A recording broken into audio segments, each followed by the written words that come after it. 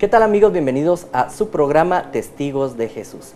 Iniciamos poniéndonos en la presencia del Padre, del Hijo y del Espíritu Santo.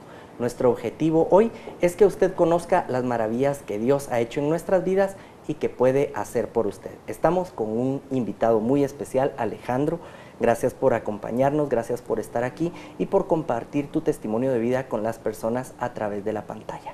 En el programa anterior hablábamos de un joven que en busca de su identidad decide ser baterista de un grupo, compra su primer batería, encuentra un grupo de amigos que se suman a este sueño y empiezan a crear canciones para el mercado guatemalteco con la banda Viernes Verde. Entonces, muchos pensarán, porque es Alejandro, le fue fácil aprender de batería y la banda creció rapidísimo. ¿Cómo fue ese proceso? ¿Qué empezaron escribiendo? ¿Qué empezaron tocando? ¿Cómo funcionaban esos ensayos primitivos de los Viernes Verde? Bueno, pues como cualquier banda, ¿verdad? En un garage con pocos recursos, pero suficientes para poder expresar lo que tenías dentro, ¿verdad?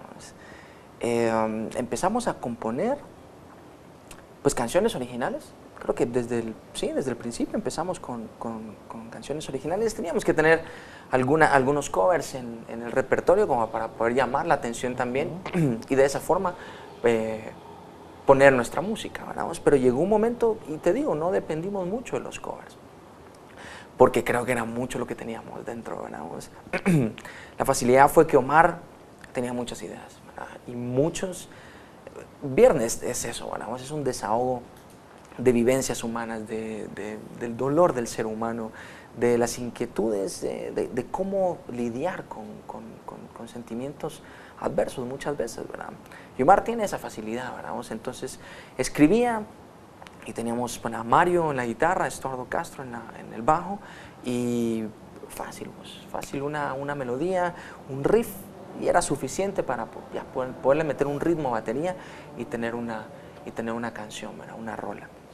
¿Cuál es la primer canción de Viernes que toca tu vida? Buena pregunta. Yo creo que la Utopía del Niño de Bronce, y es de las que más anhelaba tocar en vivo. Me gustaba Utopía mucho. del Niño de Bronce. Sabiendo que muchas personas que nos están viendo posiblemente no te han visto rockear y moshar, ¿de qué habla esa canción y qué sentimientos sacan cuando tocan la Utopía? Pues fíjate que era una canción, primero tenía un beat rápido, tenía un riff muy poderoso, porque era un riff fuerte, pero una canción que por lo menos a mí me impulsaba a anhelar, era alcanzar ese sueño, y a pesar de una adversidad, porque la canción habla de, me acuerdo mucho la letra, pero habla de tormentas, habla de un huracán, esos son fenómenos. Un huracán es un fenómeno natural muy fuerte, ¿verdad? Creo que el coro dice estirar, alcanzar, estrechar, de cara al parto de un huracán. O sea, vas a afrontarte a una situación difícil, a una tormenta, pero sin embargo llevas ese ímpetu, ¿verdad? Llevas esa fuerza de que vas a salir victorioso, ¿verdad? Tenía tiempo de no pensar en esa canción, pero fue la primera realmente que me tocó muy fuerte, y era de las rolas que yo esperaba mucho ensayar, tocar, y en vivo era un desahogo tocarla, sí. ¿Tu segunda canción favorita de Viernes Verde? ¿Cuál es? Pienso tal vez en Pantera Onca me gustaba mucho, que también habla como de ese guerrero que llevas dentro, reflejado o haciendo la analogía a lo que es un jaguar, ¿verdad?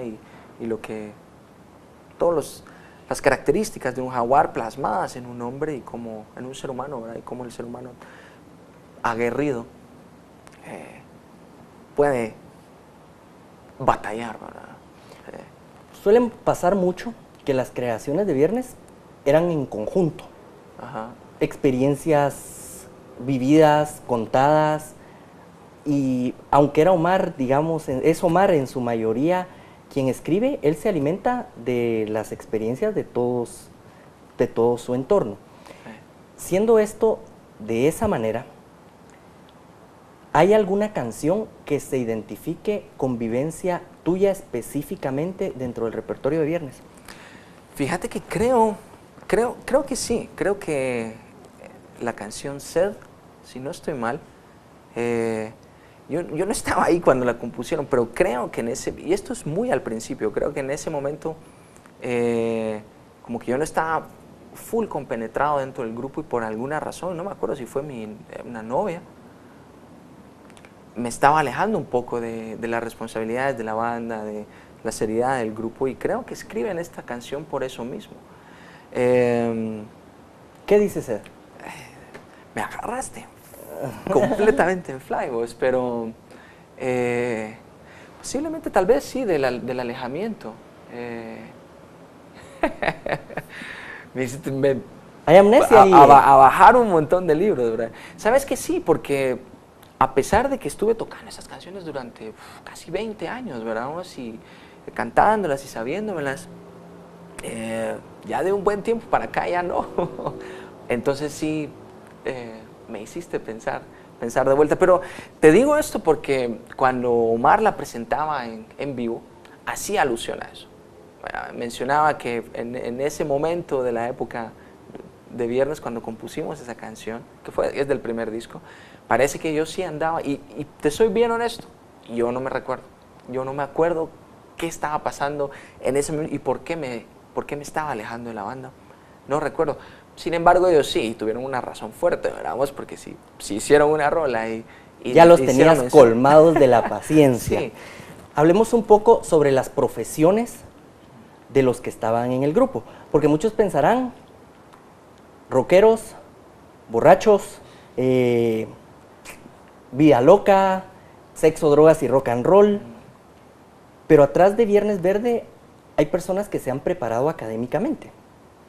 ¿Cuál es tu caso? ¿Cuál es tu preparación? Y Omar Chingui, por ejemplo. Bueno, en mi caso, pues es la arqueología. Esa es mi profesión. Como arqueólogo es mi carrera académica, ¿verdad? Omar es biólogo. Chingui ahora, Carlos Méndez, tiene un doctorado en finanzas. Y Francisco Marroquín Toqui, arquitectura. Arquitecto. Entonces sí, tiene razón. Y es algo que nosotros enfatizábamos mucho en las entrevistas, ¿verdad? Que no es eso, ¿verdad? O sea, el hecho de tener una banda de rock no quiere decir que tengas todos los adjetivos, sí, que acabas de decir, ¿verdad? No estoy diciendo que todos sean así, ¿verdad? Pero sí te estoy invitando, ¿verdad? A que conozcas más de los grupos que tú escuchas o la música que te gusta, ¿verdad? Porque no porque tengas un doctorado, lo que me digas va a tener más razón o va a tener más coherencia o no. Tienes una preparación. A lo que voy es que hay una preparación detrás, ¿verdad? Y entonces ya tú con ese fundamento o con esa perspectiva, entonces tú ya puedes abordar los temas de otro punto de vista, ¿verdad? Eso no le quito mérito a las personas que puedan estar tocando o estar en una banda y que no hayan tenido una educación universitaria, no, para nada, ¿verdad? Pero en el caso de Viernes, ¿funcionó de esa manera? Y funcionó bien, sí. Y pues, sigue funcionando de esa manera. Sí. Dentro de esta etapa de tu vida, ¿pensabas en algún momento en buscar la presencia de Dios más fuerte? ¿Seguías cumpliendo con misa de los domingos o te alejaste en algún momento de la iglesia? Yo creo que me seguía cumpliendo, pero ya muy a mi manera, ¿verdad? Seguía asistiendo a misa, pero no de una forma tan continua. Suponete si me iba de gira, si nos íbamos ese fin de semana a tocar, ya no se me pasaba por la mente ir a misa, ¿verdad? ¿Te daba clavo? Que dijeran, venimos de un toque, ayer agarramos parranda y mocha hasta medianoche, ¿y cómo se va a querer ir hoy a las 8 de la mañana a misa? Pues fíjate que no era tanto clavo, sino que simplemente me olvidaba de Dios, ¿verdad? Y también en el entorno que te estás moviendo, no es, volvemos a lo que hablamos en el primer programa, ¿verdad? Que eso no es agradable a los ojos de Dios, ¿verdad? O sea, inclusive puede que tú no estés haciendo nada malo, ¿verdad? Pero, ¿qué está pasando a tu lado? Y esos son cuestionamientos fuertes, ¿verdad? Que en ese momento, por conveniencia, tú no los ves y dices, no, esto es normal, ¿verdad? Pero ya de un tiempo para acá ya les pones atención, ¿verdad? Entonces, ¿qué ha pasado con esos cuestionamientos en tu vida? Porque me imagino en algún momento has de haber pensado, quiero seguir desvelándome, quiero seguir mochando, quiero seguir cantando canciones agresivas, algunas, no todas, pero ¿te has hecho esos cuestionamientos y qué respuestas has tenido? ¿Por qué rockear? ¿Qué está a mi alrededor? ¿Está bien o no está bien lo que estoy haciendo? ¿Ha pasado eso por tu mente? pues el día de hoy ya tengo muy claro lo que busco, lo que anhelo, el camino que deseo seguir, el camino que quiero seguir, el camino que he decidido seguir. Lo tengo claro, pero he de serte bien honesto, en ese proceso del momento que tomo esa decisión, del momento que tengo un encuentro personal con Jesús y empieza mi caminar y mi crecimiento en los caminos de Dios, todas estas preguntas surgen y me veo envuelto en ellas, y me veo envuelto en situaciones donde hay un choque, donde hay una confrontación espiritual y donde sé que ya es el Espíritu Santo el que te muestra cuál es el camino correcto y qué es lo que viene a confrontarte. Y entonces te señala y te dice, Por ahí no o por ahí sí. no es. Exacto, exacto. En el ámbito familiar, ¿conoces a tu esposa? ¿Tienes una hija? Contanos un poco cómo funcionó eso, porque era en la etapa en que estabas en Viernes Verde cuando todo eso sucede. ¿Cómo fue? Precioso, precioso, porque fue es un momento, la palabra cliché, pero es un momento mágico. Y de veras, porque en el instante que yo veo a Gaby, yo iba subiendo unas gradas eléctricas en un centro comercial, y terminando de subir las gradas, yo la veo y quedo impactado, que me enamoré en ese instante. Y sabes, en mi corazón yo supe que sería mi esposa. Y eso fue algo muy intenso y sin conocerla, ¿verdad? Entonces viene todo un proceso de irle a hablar, conocerla, las llamadas por teléfono, el conquistarse el uno al otro, ¿verdad? Y mira, fue tan intenso lo que hubo entre los dos que en muy poco tiempo, o sea, fue tan afín que en muy poco tiempo hubo un clic perfecto. Y así se mantuvo por muchísimo tiempo hasta pues que logramos cabal, ¿verdad? Llegar al sacramento, ¿verdad? Pues, del matrimonio y pues con nuestro ángel, ¿verdad? Nuestra hija Zion, que yo no tengo palabras para describir lo que mi hija es, pero es un sueño hecho realidad, es el culmen del amor puro y lo que surge a través del amor de dos personas. ¿Qué representa en este momento tu hija en tu vida? Un sol, es un sol que irradia esperanza, irradia fuerza, que irradia fe. Es mi razón, ¿verdad? Es mi razón de existir, de luchar, de creer, de estar firme, de sonreír, de vivir el amor puro, ese amor que no tiene palabras, ¿verdad? Ese amor que viene de Dios y que tú ves en tu hijo, el amor que tú ves en un niño, ¿verdad? Es la presencia de Dios, ¿verdad? Y no son necesarias palabras para poder describir ese sentimiento que Dios pone en tu corazón a través de un niño, en este caso, de mi hija, ¿verdad? Ahora, regresando a la pregunta que me hacías, ¿verdad? ¿Cómo fue ese proceso? Porque en ese proceso de conocer a Gaby, pues yo estaba en esa cúspide del ser rockstar, ¿verdad? Del estar viviendo ese sueño, ¿verdad? De lo que por muchos años había esperado, ¿verdad? Pues el grabar discos, el grabar videos, el hacer giras, el viajar, el conocer gente, el tocar ante miles de espectadores, esa fama, la popularidad. Esa época justo marca nuestra ida a México y empezar una carrera en México, que también coincide con una carrera que Gaby tiene. Entonces logramos viajar a México juntos, entonces empezamos una vida allá también, ¿verdad? Entonces Dios fue poniendo todas esas etapas en ese momento para mostrarnos lo que venía, ¿verdad?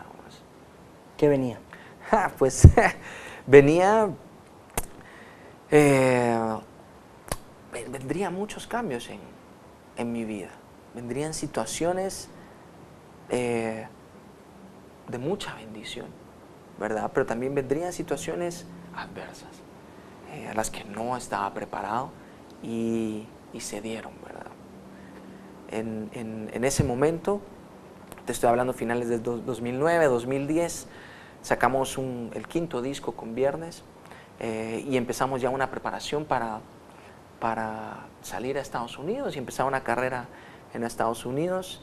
Pues con la banda estaba bien, con mi familia estaba bien, y te estoy diciendo estaba bien porque yo estaba pensando por solo yo. En mi cabeza yo creía que estaba bien. Entonces yo miraba a mi banda, yo miraba a mi familia, yo miraba mi carrera académica bien, pero por eso mismo, porque estaba pensando solo en mí. Y es ahí donde, pues es también, te voy a hablar, pues es un área de confort, es un área de comodidad extrema. Porque estaba muy acomodado, como te digo, en las tres áreas yo sentía que estaba muy bien, pero a la vez yo también estaba muy acomodado al estilo de vida que estaba llevando. O sea, yo me había acomodado te voy a decir, mira, el tabaquismo en mi vida fue algo muy serio, porque lo hice mío, ¿entendés? O sea, yo ya miraba el tabaquismo como una parte esencial de mí, y no solo en la imagen, ¿verdad? Porque es una imagen que también te proyectan y tú también te crees, la haces tuya, y era algo que me estaba haciendo sumamente daño, pues, ya con mi familia. De igual forma, el alcohol pasa a ser una parte muy importante. O sea, yo la miraba como muy importante en mi vida. Esas dos cosas, esos dos vicios pasaron a formar parte de mí. Y me acomodan aún más. Y me hacen sentir bien, porque ya no me podía desprender de ellos.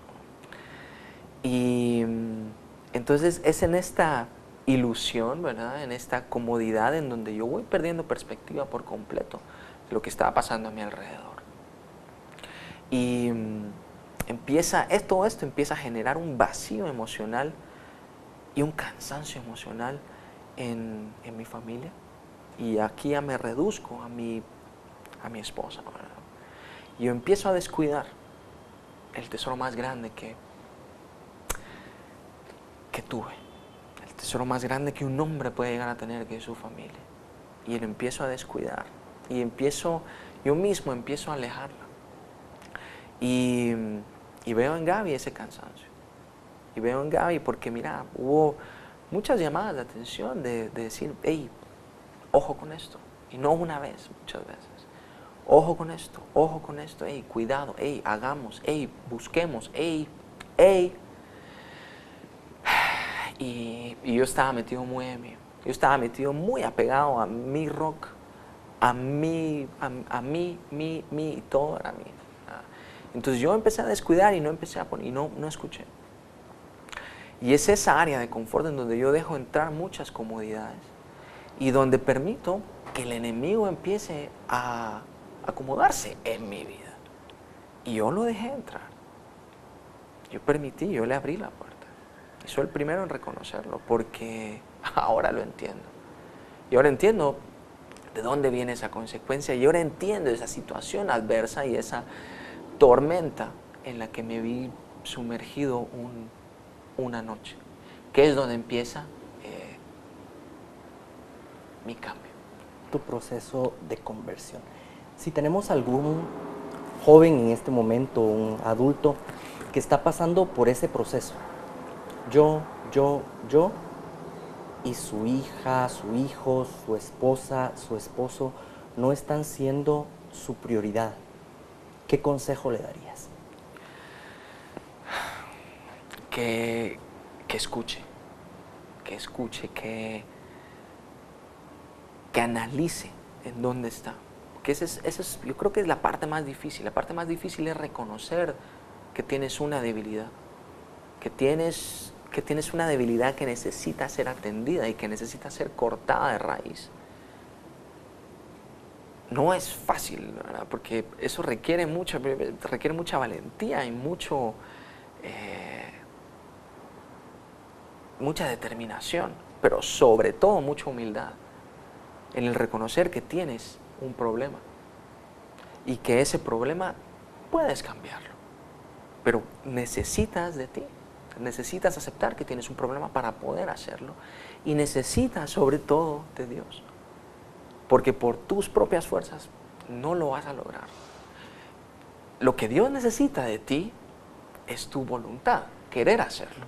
Pero media vez Dios tiene tu sí, te puedes sentir bien y te puedes sentir tranquilo porque Él te va a ayudar.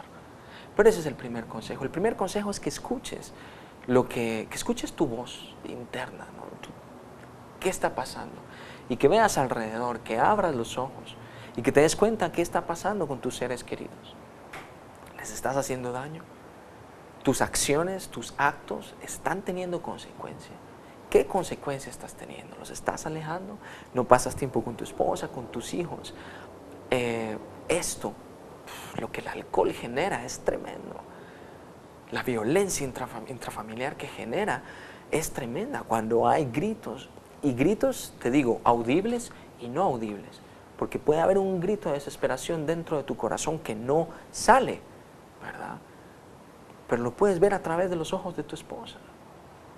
Y puedes ver esa tristeza que tu esposa tiene o que tus hijos tienen porque tú no eres el mismo, porque se están alejando, ¿verdad? Entonces ese es el momento de escuchar esa voz y decir, ok, puedo cambiar, quiero cambiar, voy a cambiar. En este momento Gaby no está en tu vida. No. Y te voy a corregir eso, está en mi vida. Gaby está en tu vida, sí. Gaby y tú no están viviendo como esposos actualmente. Así es. Y hemos llegado a la segunda fase de este Testigos de Jesús. Entonces, para recapitular, hemos conocido a Alejandro, el niño del grupo de los no populares, que encuentra a través de darle a los cueros un lugar donde poder sobresalir y encontrarse en la música una vía para utilizar tus talentos. Y en este momento estás pasando por la etapa mejor artística, tal vez, pero complicada con tu esposa y con tu hija. Te agradecemos muchísimo por esta media hora y a ustedes les recordamos que estaremos nuevamente la próxima semana para que conozcamos cómo el Señor Jesús toca la vida de Alejandro y lo impulsa a trabajar para llevar su palabra a otras personas. Recuerden, nuestro Facebook y nuestro correo electrónico han aparecido abajo de sus pantallas. Si ustedes quieren dar testimonio de su vida y de lo que Jesús ha hecho en su vida, escríbanos. Nos vemos la próxima semana y recuerden que el Padre, que el Hijo y el Espíritu Santo queden en sus vidas y en sus hogares. Hasta la próxima.